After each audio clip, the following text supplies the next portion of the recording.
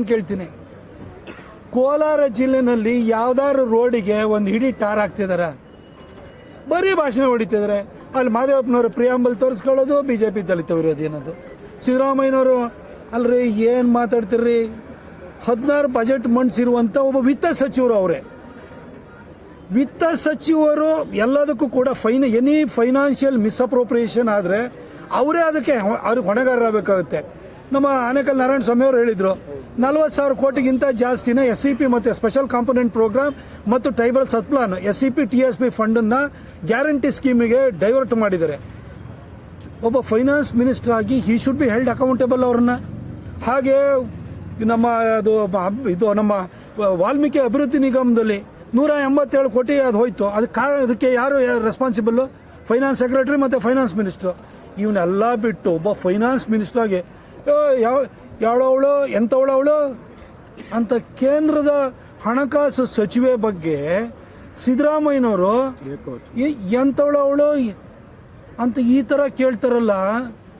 ಅಲ್ಲ, ನಾವು ಸಿದ್ದರಾಮಯ್ಯನವರೇ, ನೀವೊಬ್ಬ ಫೈನಾನ್ಸ್ ಮಿನಿಸ್ಟರ್ ಆಗಿ ಕೇಂದ್ರದ ಹಣಕಾಸು ಸಚಿವೆ ಹೆಸರೇ ನಿಮಗೆ ಗೊತ್ತಿಲ್ಲ, ಅಥವಾ ಗೊತ್ತಿದ್ರೂ ಕೂಡ ಈ ರೀತಿ ಉಡಾಫೆ ಮಾತಾಡ್ತಾರಲ್ಲ, ನಾವು ನಿಮ್ಮನ್ನು ಕೇಳ್ಬಿಡ್ಬೋದಲ್ಲ. ಯಾರೋ ಅವನು ಮೂಡೋದಲ್ಲ 14 ಸೈಟು ಹೆಂಡತಿ ಹೆಸರಲ್ಲಿ ಹೊಡೆದನಲ್ಲ, ಅವನು ಯಾವನವನು, ಯಾರ ಹೆಸರು ಒಂದು ಅಂತ ಕೇಳಿದರೆ ನಿಮ್ಮ ಬಗ್ಗೆ ಏನನ್ಸುತ್ತೆ ಸರ್? ಕೇಂದ್ರ ಸಚಿವೆ ಸರ್.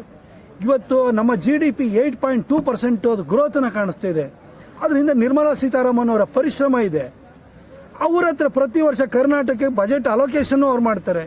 ನಮ್ಮ ನ್ಯಾಷನಲ್ ಹೈವೇ ಕನ್ಸ್ಟ್ರಕ್ಷನ್ ಇರ್ಬೋದು, ರೈಲ್ವೇದು ಅಭಿವೃದ್ಧಿಗಳಿರ್ಬೋದು, ಇಷ್ಟೊಂದು ದುಡ್ಡನ್ನು ಕೊಡ್ತಾ ಇದ್ದಾರೆ. ಕೇಂದ್ರ ಸಚಿವ ಬಗ್ಗೆ, ಒಂದು ಹೆಣ್ಮಗಳ ಬಗ್ಗೆ ಎಂಥವಳು ಅವಳು, ಯಾವಳು ಅವಳು, ಅವಳ ಹೆಸರೇನು, ಹಿಂಗೆಲ್ಲ ನೀವೊಬ್ಬರು ಮಾತಾಡೋದಾಗ್ಬಿಟ್ರೆ ಈ ಸಮಾಜಕ್ಕೆ ನೀವು ಏನು ಮೇಲ್ಪಂಕ್ತಿನ ಹಾಕೊಡ್ತಿದ್ರಿ ಸರ್? ನಿಮ್ಮನ್ನು ಹಂಗೆ ಕರಿಬೋದಲ್ವಾ? ಮೂಡೋದಲ್ಲಿ ಹೆಂಡತಿ ಹೆಸರಲ್ಲಿ ಸೈಟ್ ಹೊಡೆದ್ನಲ್ಲ ಅವನು ಯಾವನೋ ಅಂತ ಅಂದ್ಬಿಟ್ರೆ ನಿಮಗೇನು ಅನ್ಸುತ್ತೆ ಹೇಳಿ? ನೋವಾಗಲ್ವಾ? ದಯವಿಟ್ಟು ಈ ಥರದ ಉಡಾಫೆಯ ಮಾತನ್ನು ಬಿಡಬೇಕು, ಒಳ್ಳೆ ಆಡಳಿತವನ್ನು ಕೊಡಬೇಕು. ಆಮೇಲೆ ಸಿದ್ದರಾಮಯ್ಯನವರು ರಾಜ್ಯದ ಜನತೆಗೆ ಹೇಳಬೇಕು, ನೀವೇ ರಾಜ್ಯದ ಮುಖ್ಯಮಂತ್ರಿಯಾಗಿ ಇನ್ನೂ ಮುಂದುವರಿಯೋದಕ್ಕೆ ನೀವು 2.5 ವರ್ಷದಲ್ಲಿ ಮತ್ತು 7.5 ವರ್ಷ ಒಟ್ಟಾರೆ ನಿಮ್ಮ ಮುಖ್ಯಮಂತ್ರಿಯಾಗಿ ಮಾಡಿರೋ ಘನಕಾರ್ಯ ಏನು? ಇಂಥ ಒಳ್ಳೆ ಕೆಲಸ ಮಾಡಿಬಿಟ್ಟಿದ್ದೀನಪ್ಪ, ಅದಕ್ಕೋಸ್ಕರ ಮತ್ತೆ 2.5 ವರ್ಷ ಕೊಡಿ ಅಂತ ಕೇಳಿ. ಮಾಡೋಕ್ಕೆ ಯಾವ ಕೆಲಸ ಮಾಡಿದ್ದು ಹೇಳ್ಕೊಳ್ಳೋಂಥ ಒಂದು ಕೆಲಸ ಇಲ್ಲ. ಬರೀ ಗ್ಯಾರಂಟಿ ತಮಟೆ. ಆ ಬಸ್ಗಳ ಮೇಲೆಲ್ಲ ಯುವ ನಿಧಿ ಅಂತ ಬೋರ್ಡ್, ಯುವ ನಿಧಿ ಸ್ಟಾರ್ಟ್ ಮಾಡಿದ್ದಾರೆ. ಸುಳ್ಳು ಹೇಳ್ಕೊಂಡು ತಿರುಗ್ತಾ ಇದ್ದಾರೆ. ಇನ್ನು ಜೊತೆಗೆ 2.5 ವರ್ಷ ಇನ್ನು ನಾನೇ ಮುಖ್ಯಮಂತ್ರಿ ಮುಂದುವರಿಬೇಕು ಅಂತ ಹೇಳ್ತಾರೆ. ಮಧ್ಯದಲ್ಲಿ ಏನೋ ಒಂದು ದಲಿತ ಮುಖ್ಯಮಂತ್ರಿ ಅಂತ ದಾಳ ಹೊರಳಿಸ್ತಾರೆ. ಇನ್ನು ಅಲ್ಲಿ ಹೋಗಿ ಸತೀಶ್ ಜಾರಕಿಹೊಳಿ ಅವರನ್ನ ಎತ್ಕಟ್ತಾರೆ. ಈ ರಾಜಕಾರಣ ಬಿಟ್ಟರೆ 1 ಪೈಸದ ಅಭಿವೃದ್ಧಿ ಕೆಲಸವನ್ನ ಮಾಡಿಲ್ಲ. ಜೊತೆಗೆ ಎಲ್ಲರ ಬಗ್ಗೆನೂ ತಾತ್ಸಾರದಿಂದ ಮಾತಾಡ್ತಾರೆ. ನಿಜಕ್ಕೂ ಕರ್ನಾಟಕದಲ್ಲಿ ಯಾವ ರೀತಿ ರಾಜಕಾರಣ ಬಂದಿದೆ, ಒಂಥರ ಗೌರವ ಇಲ್ದಲೆ ಅವ್ರ ಸಚಿವರು ನಡ್ಕೊಳ್ತಾರೆ, ಮುಖ್ಯಮಂತ್ರಿಗಳು ನಡ್ಕೊಳ್ತಾರೆ. ಇಂಥ ಸರ್ಕಾರ ಆದಷ್ಟು ಬೇಗ ತೊಲಗಬೇಕು. ಅದಕ್ಕೋಸ್ಕರ ರಾಜ್ಯಾದ್ಯಂತ ನಮ್ಮ ರಾಜ್ಯಾಧ್ಯಕ್ಷರಾಗಿರುವಂಥ ವಿಜೇಂದ್ರ ಅವರು ಮತ್ತು ನಮ್ಮ ಎಲ್ಲ ನಾಯಕರು, ನಮ್ಮ ವಿರೋಧ ಪಕ್ಷದ ನಾಯಕರಾಗಿರುವಂಥ ಆರ್ ಅಶೋಕ್ ಅವರು ಅವರ ನೇತೃತ್ವದಲ್ಲಿ ನಾವು ಅಭಿಯಾನವನ್ನು ಮಾಡ್ತಾ ಇದ್ದೀವಿ.